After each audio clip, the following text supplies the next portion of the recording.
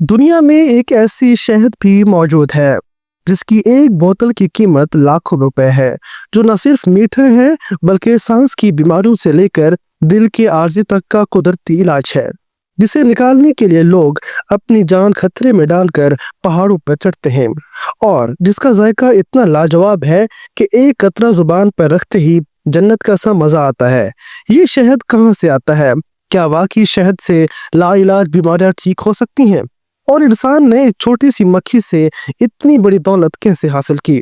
आज की वीडियो में आपको लेकर चलते हैं दुनिया के सबसे कीमती शहद, उसके राज और शहद की मक्खियों की हैरत अंगेज सल्तनत की एक नाकाबिले यकीन सैर पर।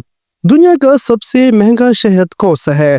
एल्विश हनी तुर्की के सुरंगों में 1800 मीटर नीचे से हासिल होता है।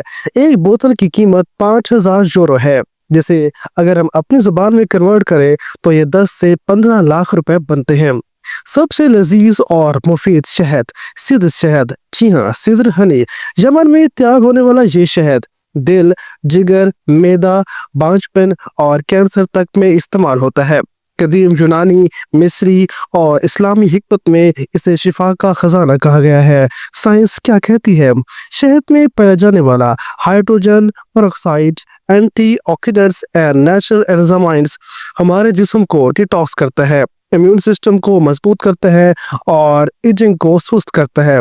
इस तरह हम कह सकते हैं कि शहद की मक्खी मुकम्मल तौर पर माला माल है।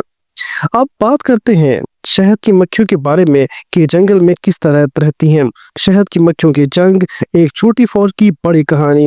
क्या आपने कभी सोचा है कि एक नन्ही सी मक्खी जिसे हम रोजमर्रा में नजरअंदाज कर देते हैं, वो एक मुकम्मल फौज की तरह लड़ती है? क्या आप जानते हैं कि शहद की मक्खी सिर्फ शहद बनाने वाली मखलूक नहीं, बल्कि एक तरबियत याफ्ता जंगजू भी है? तो आइए आज हम आपको ले चलते हैं कुदरत के इन छोटे सिपाहियों की दुनिया में, जहां हर मक्खी एक सिपाही, एक इंजीनियर, एक नर्स और एक कातिल भी हो सकती है। शहद की मक्खी को उर्दू में मक्खी कहा जाता है, मगर ये आम मक्खी नहीं, ये एपिस मेलिफेरा है। नस्ल की एक ज़हीन और समाजी मखलूक है जो पूरे माहौल के लिए रीढ़ की हड्डी जैसी अहमियत रखती है। हर छत्ता एक रियासत होता है, उसमें 3 तरह की मक्खियाँ होती हैं। नंबर 1 मलका मक्खी जो नस्ल बढ़ाती है। नंबर 2 वर्कर मक्खियाँ जो शहद बनाती हैं, सफाई करती हैं, हिफाजत करती हैं। नंबर 3 नर मक्खियाँ जिनका काम सिर्फ अफजाइश नस्ल होता है। हिस्सा 2 हम बात करते हैं मक्खियों की फौजी तंजीम के बारे में। शहद की मक्खियाँ अपने छत्ते को दुश्मनों से बचाने के लिए एक फौज बनाती हैं।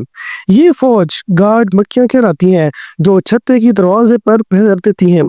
अगर कोई दुश्मन जैसे कि तितली, शहद, चोर या भेड़, हॉर्नेट हमला करे तो गार्ड्स फौरन हमला आवर को पहचान लेती हैं सिर्फ खुशबू से।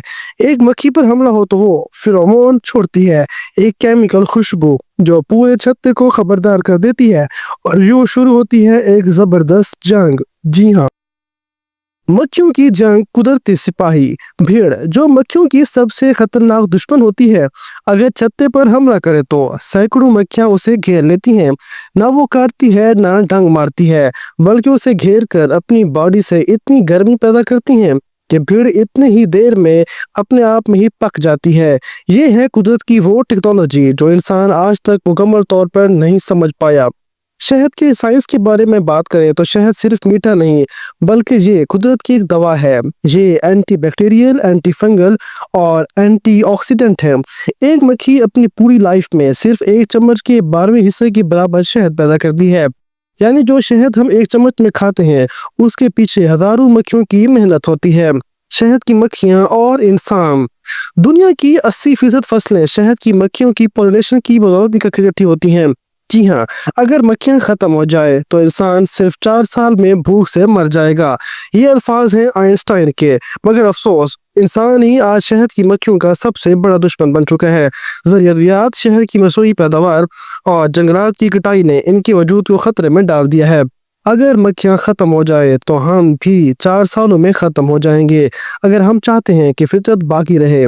जी हाँ, और तो हमें इन नन्ही फौजों का तहफ़्फ़ुज़ करना होगा, क्योंकि ये सिर्फ शहद नहीं बनाती बल्कि ज़िंदगी का तवाज़ुन कायम रखती हैं।